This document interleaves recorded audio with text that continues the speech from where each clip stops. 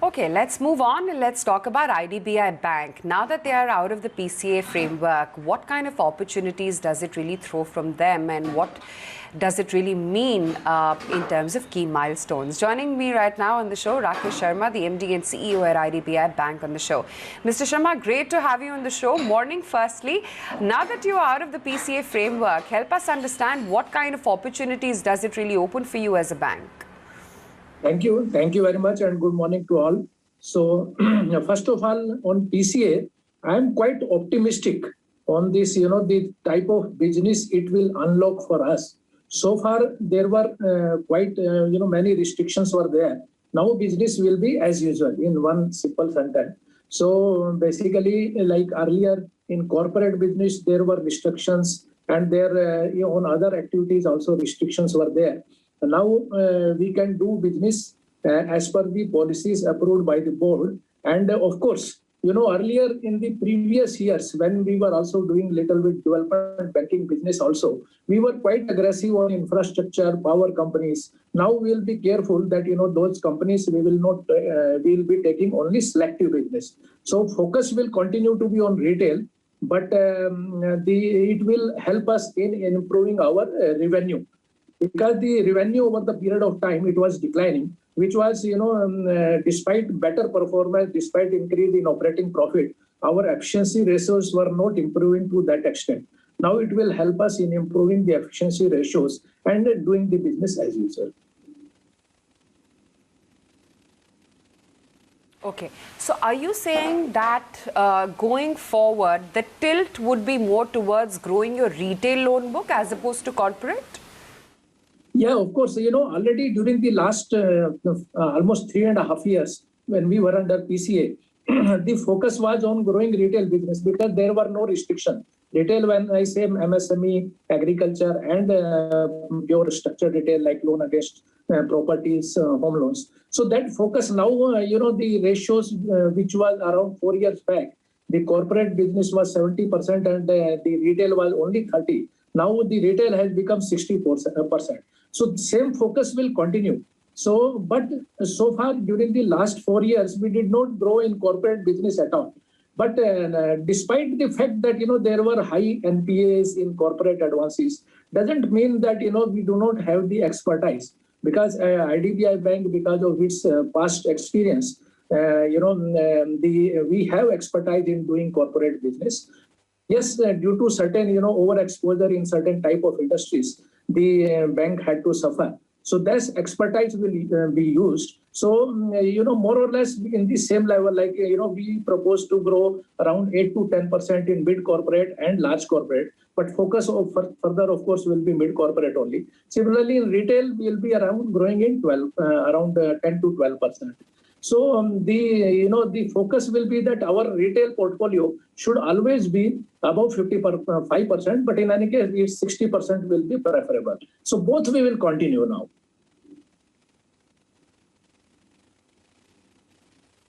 Okay, and do you have sufficient growth capital, even when you look at perhaps branch expansions and other things? Any plans on the debt or equity side for capital raising? I think CAR stands at about 14.7. That's as of December. Yeah, you're right. So, we have sufficient growth capital as of now, is 14.77%. And in addition, around 847 crore profit, which we have earned during the 3 quarters. So it will be added at the end of the, financial year. So the capital adequacy ratio will further improve. The CD also is around 12.22%. So for the next 1 year, if we are growing by 8 to 10% overall, so in fact, this capital should be adequate for the next 2 years.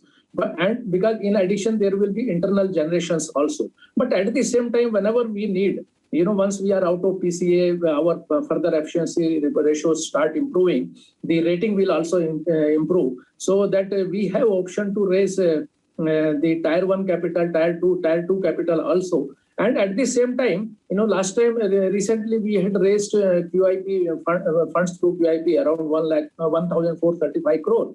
So LIC has commitment that they will be maintaining their share at 51%. So far, we have not drawn capital from LIC. So around 1,500 can come from them also. So although the internal generations, we will continue to do capital light business. The focus will be on the high rated clientele, so that more capital is not used. But at the same time, all these options are available. So as against 111.5, our board approved policy is that minimum should be more than 12.5. Whenever such thing we see that it's coming below that, we will raise further capital. So capital should not be a problem in the time coming forward.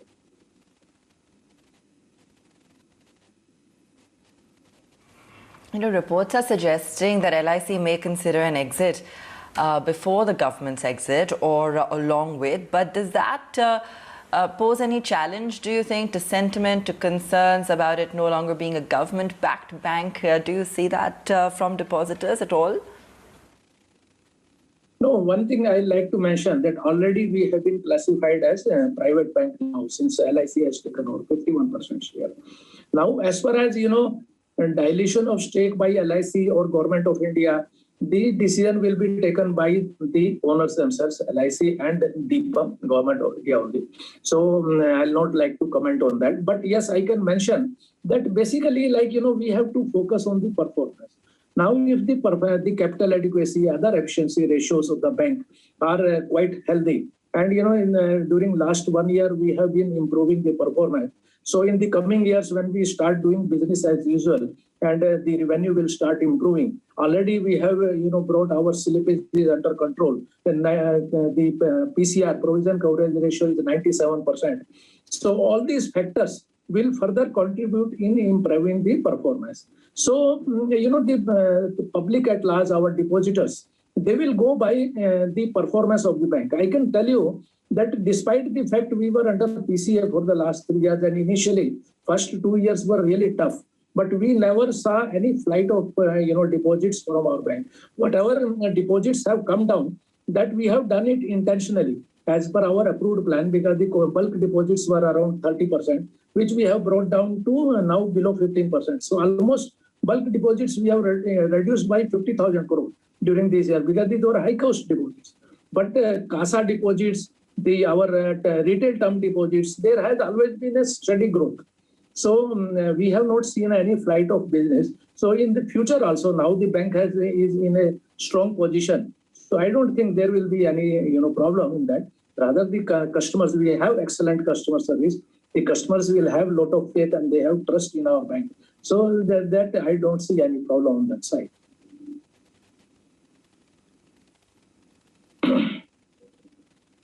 Sharma, Nikunj Dalmia also joining in. Good to connect with you. Mr. Sharma, a lot of SMEs and MSMEs have had advantage of the government guaranteed schemes. So they got a lifeline because of the COVID, and the lifeline got extended. Now two things will happen. Soon the IBC will start getting implemented and the credit guarantee schemes will also run their course. Do you see that having a problem and impact in some of the SME and MSME loans? Now, you are right. Actually, this MSME loans, because of this COVID situation, their cash flows were affected, and that is why the government had taken proactive decision, and they gave they started this scheme under that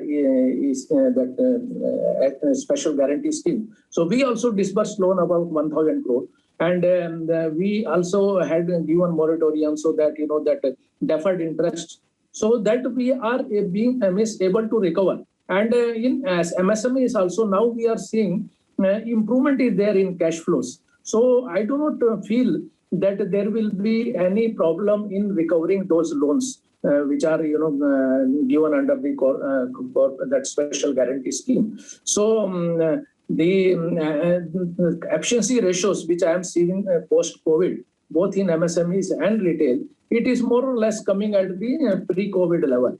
So there will be some stress may continue for another 5 to 6 months, but not to that extent. And for that, we have enough provision, COVID provision is there. And despite the fact that there is a stay from the Supreme Court on classifying the accounts as NPA, we have parallelly run that. All the banks have done it. So we have made sufficient provision for that. But I don't see much slippages on that count. I think that the industry is recovering now. The things are coming to normal. So should not pose any big problem on that side.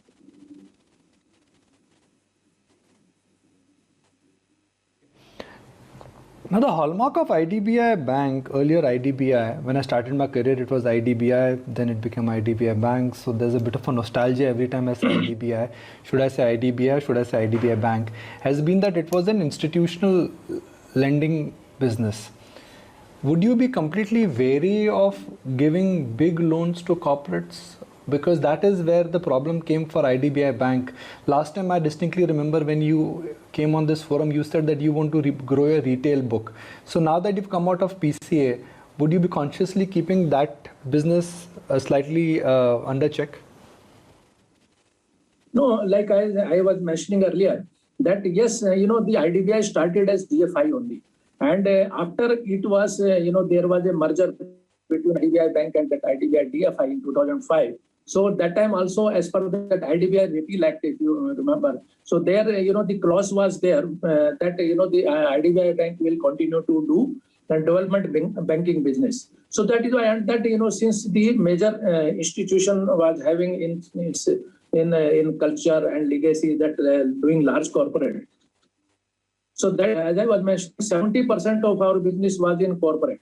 And when corporate started suffering, so the issues were there. Now, in that finance bill, if you see that clause, if I remember correctly, it is 151 or 152. So the government has moved two amendments. One, that the license will be deemed to be under Banking Regulation Act. Number two, that now no more bank will be doing development banking business. Now this is the background. So that, development banking business, which was some part of the, bankers also thought that we have to do this. So that will not be there. But at the same time, being, as per the experience, the bankers, we have good experience in doing corporate business. And, the present business standard assets which are there in corporate now, these are quite, except 2 or 3 accounts, major are good rated business, A and above. So this selectively, there are industries we will be doing business. In infra also, our board has decided that minimum A and above will be doing business. Similarly, manufacturing concerns where, good asset base is available. So focus will be more on manufacturing and mid-corporate. But overall, keeping all these factors in mind, we propose to grow only by 8 to 10% in mid-corporate. And at this retail, of course, we will, like for 3 years, we have focused on retail.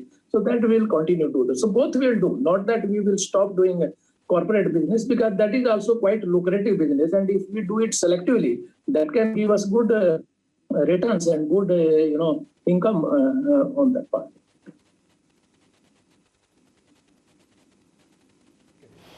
Final question, Mr. Sharma. Now, the finance minister a couple of weeks ago announced that there are a lot of government businesses which went to government banks because of nomination that will now be open to private sector. I understand that there are a lot of business which comes to IDBI Bank also, especially state business and the central government business. Now that the central government is looking at opening up to the private sector, could that start impacting your government business and your total profitability? No, during this period also, when we were classified as private, we were doing government business. But one thing I can clarify that yes, we have been doing good government business. But at the same time, it is not that it is the only income generating source for us. That income is okay, reasonably good, not very high income from that. And that much business we will continue to do. Now, that way, because government is now going quite in a very liberal way. They have also announced in the budget that they will be going for privatization. So as a one step, they have, further to advance that, they have taken one step that, now the government business will also be done by the private banks. So IDBI Bank was already doing it. That much business we will continue to grow. So one, it is permitting that business. It is not going to create much high additional income to us because we were already doing. At the same time, when banks are doing it, it's not going to have a dent on our income also. So more or less, I think the usual growth, whatever 8 to 10% or more than 10% growth in government business will continue. So that will continue to give us the share of our income. And apart from that, other fee-based income and all this, like during PCA regime, even our good customers, they stopped doing bill discounting business with us. Now, once we are out of PCA, so bill discounting and all that trade finance business, other business will grow at a good pace, and that we will be able to increase our revenue.